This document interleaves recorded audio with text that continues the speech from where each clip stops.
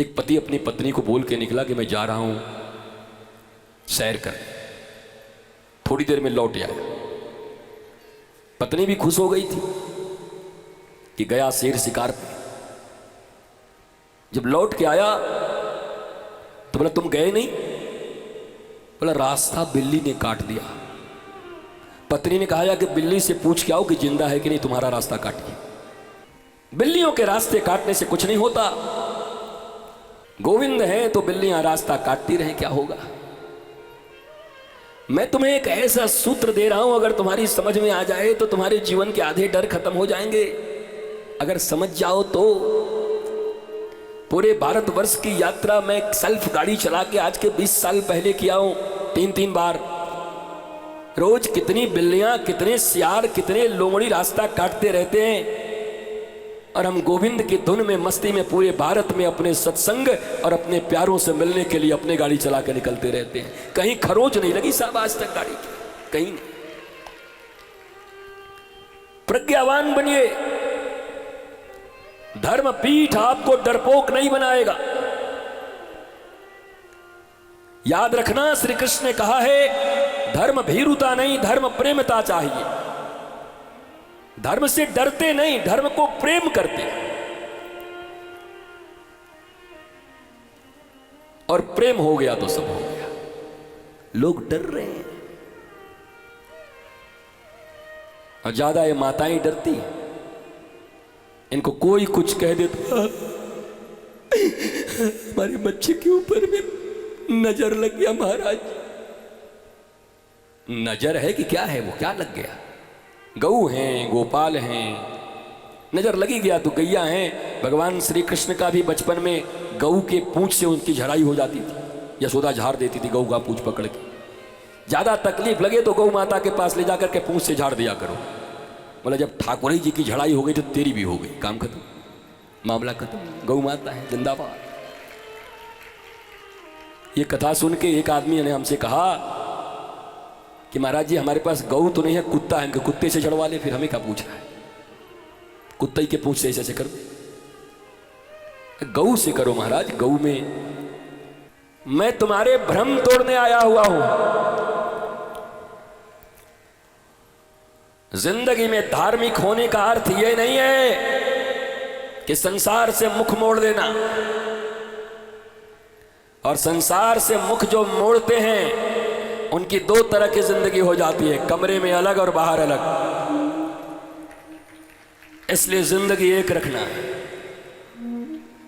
यहां किसी चीज से भागना नहीं है, हटना नहीं है, छोड़ना नहीं है, बल्कि दुनिया के एक एक चीज, एक एक आदतें, एक एक वस्तु, एक एक व्यक्ति, सबका प्रयोग अपने राधा गोविंद और अपने आनंद के लिए कर लेना है, आत्मज्ञान के लिए कर लेना है। यह धर्म कहलाता है। धर्म की अगर परिभाषा ठीक से जानते हो तो धर्म की परिभाषा यही है नागपुर वासियों, इसी को धर्म कहते हैं।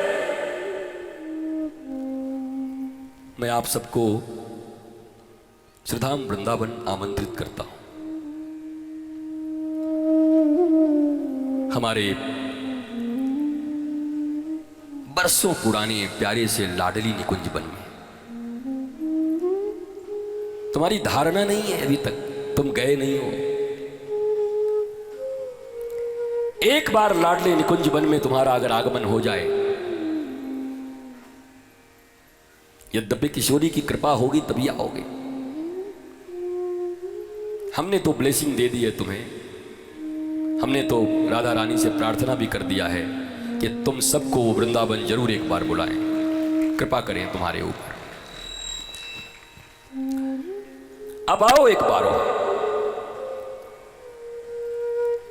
आज से 5000 वर्ष पहले जैसे भगवान श्री कृष्ण की सेवा होती, तुम्हारे अपने श्री आनंदम लाडले निकुंज वन में ऐसे ही 5500 वर्ष पूर्व जैसे सेवा होता ठाकुर जी का, वही सेवा होती है आज भी वहां। तुम आश्चर्यचकित हो जाओगे कि पृथ्वी पर एक ऐसा भी जगह बचा हुआ है अभी तक। अगर पहुंच गए वहां तक। और महाराज मूल स्थान पर है, परिक्रमा मार्ग पर जैसे ही आओगे बारा घाट के पास विशाल दरवाजा, श्री लाडली निकुंज वन, आनंदम धाम। और जैसे ही इसको देखना तो समझ लेना नागपुर वासियों कि वो हमारे ही बाबा वाला ये आश्रम है। अब चलो अपने बाबा के आश्रम में पहुंच जाते हैं, अपना आश्रम है। वहां पर प्रतिदिन हजारों दीपक से आरती की जाती है। लाइट नहीं जलती, बिजली नहीं,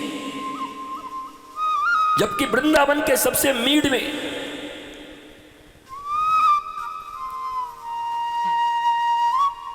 दुनिया की निगाह अगर रुपए पैसे के हिसाब से देखोगे तो उस जमीन की कीमत तुम्हें पता नहीं कितनी पड़ी।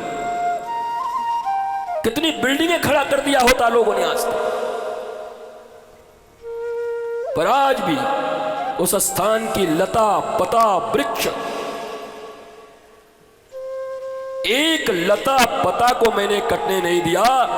छोटी छोटी झोपड़ियां बनवाई और वहां 500 वर्ष पुराना एक वृक्ष है, मनोकामना शुभकामना वृक्ष। अगर वहां बैठ गए 2 मिनट और दीपक जला गए तो तुम्हारे जीवन में गुणात्मक परिवर्तन होगा।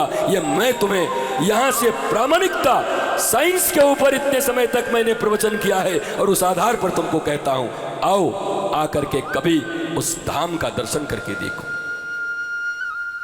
कैसी दिव्यता है।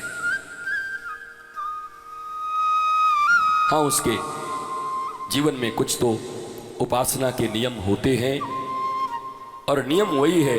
आज अमावस्या है और फिर पूर्णिमा है। अमावस्या और पूर्णिमा के दिन ठाकुर जी तुम्हारे ऊपर कृपा करें, कभी राधा रानी कृपा करें कि तुम्हारा वृंदावन का लाडली निकुंज वन का टिकट बन जाए और तुम्हारे हाथों से वहां दीपक जल जाए और तुम्हें वहां का रज प्राप्त हो जाए जो कहीं नहीं हो सकता, खरीदा नहीं जा सकता। उसको दुनिया में उस रज को तुम खरीद नहीं सकते, कोई माई का लाल नहीं खरीद सकता रज को।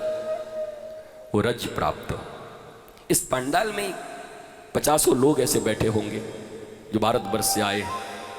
वो उस रज की महिमा को जब बताने लगे कि उनके जीवन में उस रज की महिमा क्या है, उस लाडली निकुंज वन के रज की महिमा कितनी है,